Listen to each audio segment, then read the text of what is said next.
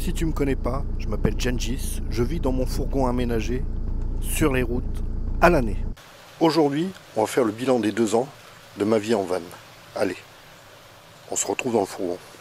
Bon ben voilà, ça fait déjà 2 ans, donc je vais te faire un petit bilan de ce que j'ai aimé, de ce que j'ai pas aimé, et si c'était à refaire.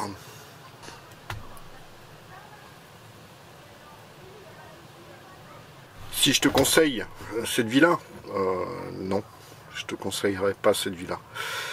Parce que c'est un peu particulier. On voit toujours dans les vidéos que c'est tout beau, tout rose, hein, bien souvent. On te le vend version rêve. Mais tu as quand même très peu d'espace. En hiver, eh ben, si tu es tout seul, tu es toujours dans cet espace, mais ça va. Si tu commences à être 2, ça peut être compliqué. Donc,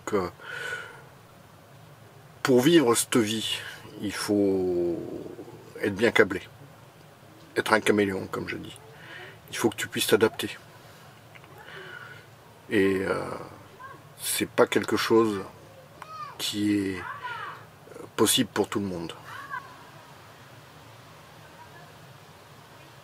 Si je conseille cette vie, non, je conseille pas cette vie parce que tu as quand même beaucoup d'inconvénients. Ne serait-ce qu'en hiver. En hiver, pour trouver de l'eau, c'est un peu plus compliqué, suivant où tu te trouves. Il fait froid. Le chauffage, ça te coûte de l'argent. Donc, moi, je ne me vois pas vivre dans un camion qui fait 5 degrés, hein, qu'on soit d'accord. Donc, entre la petitesse, parce que ça fait que 10 mètres carrés au total, hein, 10 mètres carrés en comptant, bien entendu, le poste de pilotage et le moteur. Donc, tu te retrouves réellement dans 3 mètres carrés, quoi.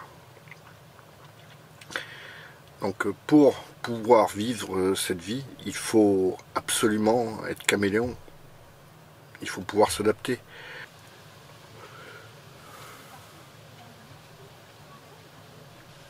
Les avantages, c'est que tu as ta maison avec toi. Tu changes de décor à ton gré. Tu passes de département en département, tu passes de région en région. En hiver, tu peux aller dans le sud. En été, tu peux aller dans le nord. Tu peux changer de pays, tu auras toujours ta maison avec toi.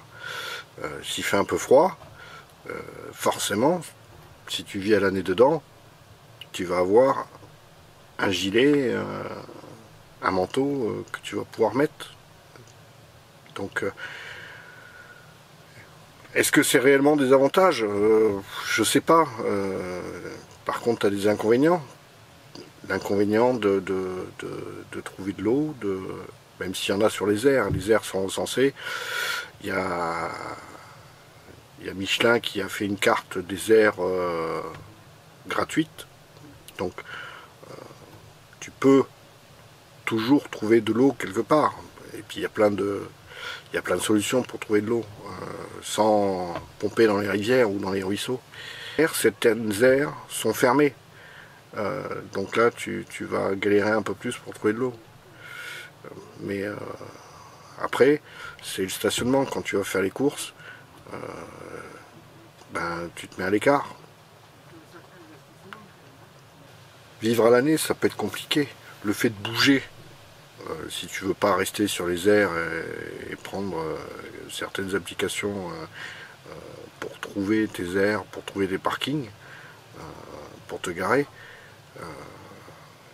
le problème c'est qu'il faut anticiper ton déplacement. Moi j'essaye d'anticiper un maximum. Après des fois tu arrives sur le lieu et c'est soit plus possible parce que ça a changé, soit il y a du monde, t'es pas le seul, hein. Les galères c'est plutôt l'été, quoi. parce que tout le monde est sorti. Donc le stationnement en été, si tu vas sur la côte atlantique, ça va beaucoup être plus compliqué de trouver un stationnement l'été que au mois de février, quoi. Tu passeras plus inaperçu au mois de février. C'est plus la même mentalité de touriste qui vient t'embêter, quoi. Ça fait partie des petites galères. Des petites galères, j'en ai eu, bien entendu. J'en ai jamais parlé parce que c'était pas le sujet de la chaîne, mais je me suis embourbé 2 fois. Et là, quand tu es tout seul, c'est compliqué. J'avais les plaques de désensablement qui m'ont bien servi. Mais ouais, c'est quand le terrain est détrempé, que t'es pas sur du bitume, ça peut être de suite galère.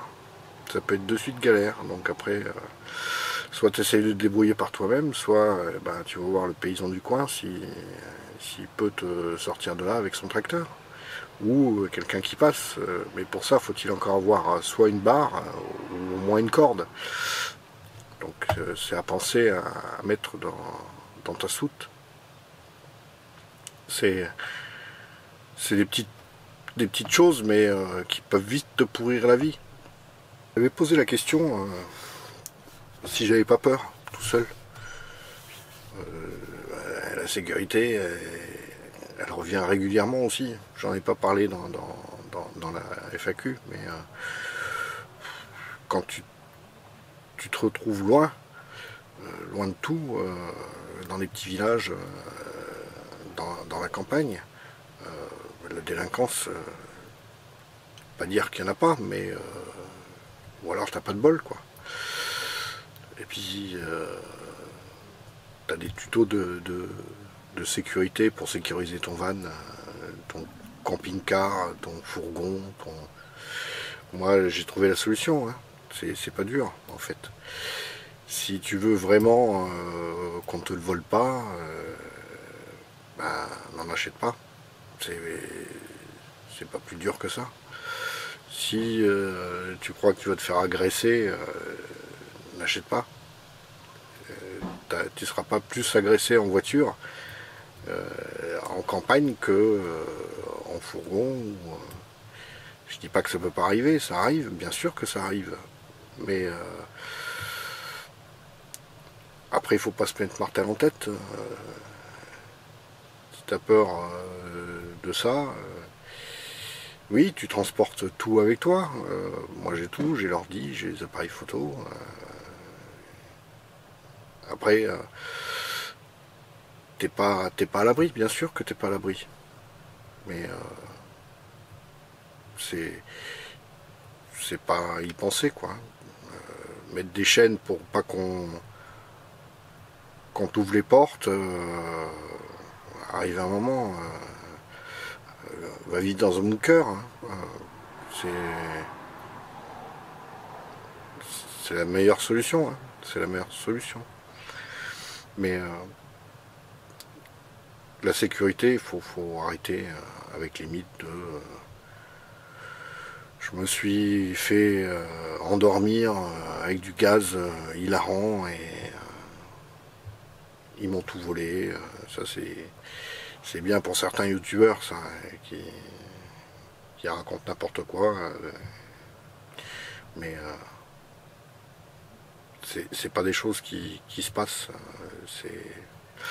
C'est du domaine de la légende et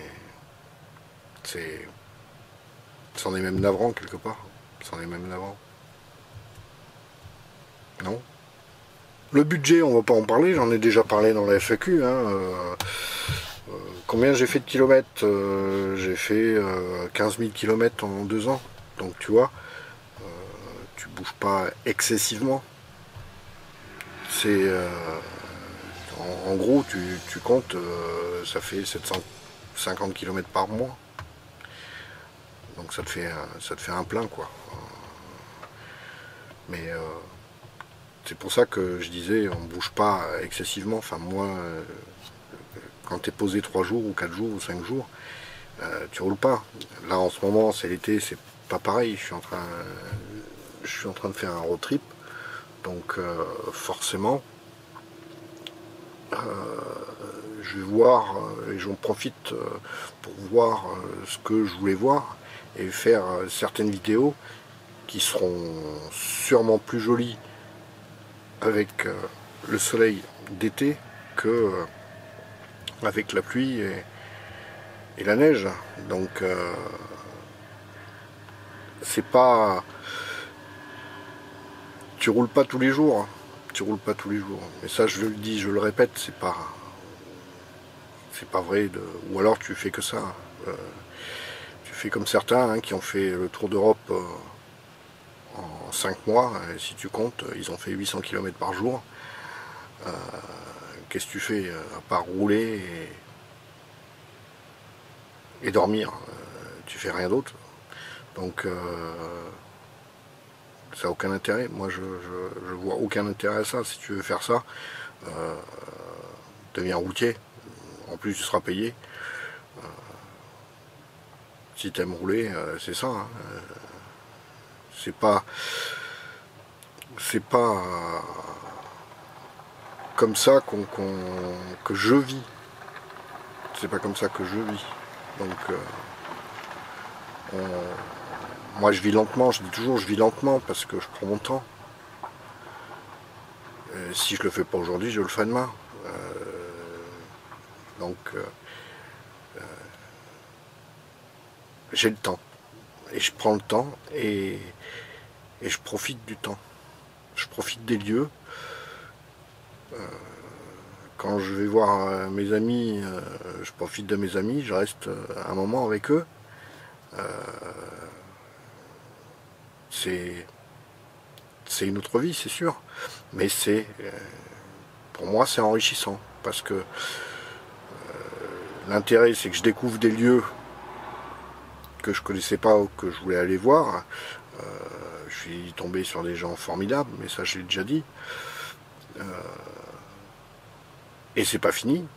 Et c'est pas fini parce que moi, c'est pas prévu d'arrêter.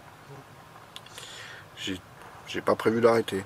Donc on est là encore à découvrir des vidéos sur la chaîne, j'espère encore dans 20 ans. J'aurais peut-être vieilli. Peut-être, on sait pas. Peut-être pas. Mais non, c'est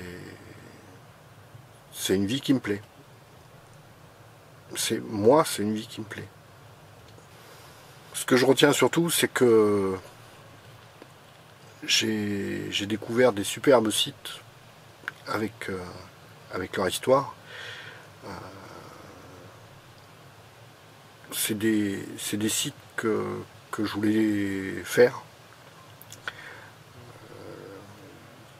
Dans la plupart, ils sont quand même éclectiques entre des sites réellement historiques et des sites comme là aujourd'hui qui sont un peu fantaisistes, qui sont insolites. Donc on va avoir plein d'endroits différents, de lieux différents.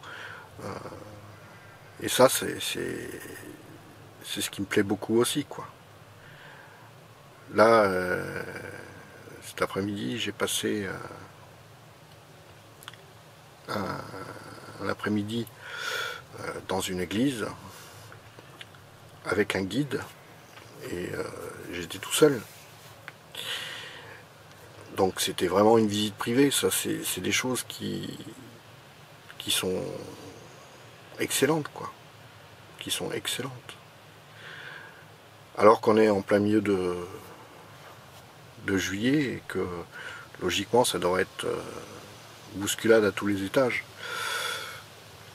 Mais comme je fais toujours des trucs qui sont un petit peu à part, je vais pas faire des gros lieux touristiques. Juillet, août, sinon tu tires des balles, quoi. Sinon, j'adore cette vie, avec son lot de surprises, son lot de galères, son lot de rencontres. C'est ce qui est excellent, ce qui me fait avancer aussi. C'est ce qui me fait avancer. Comme je suis toujours en train d'essayer d'apprendre des nouvelles choses, c'est connaître les gens, c'est important aussi. Même si tu sais inexorablement que tu les connais jamais totalement, quoi. Et bien souvent, tu as des surprises. Bien souvent, tu as des surprises. Des bonnes surprises comme des mauvaises surprises. Ça. Tu puisses rester coincé dans ces 3 mètres carrés. Donc, c'est quand même compliqué à vivre. C'est beaucoup plus simple tout seul qu'à deux. Ça, parce que à deux, se croiser dans le couloir, c'est compliqué, quoi. Tout simplement. Donc, à 4 dans un fourgon, non. Non.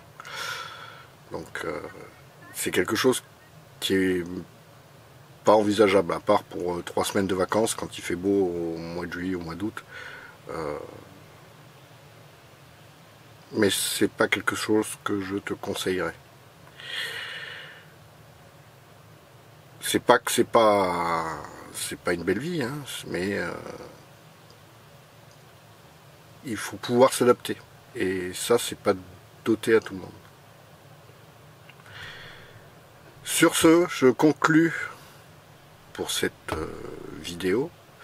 Je te donne rendez-vous à lundi prochain. Allez, ciao!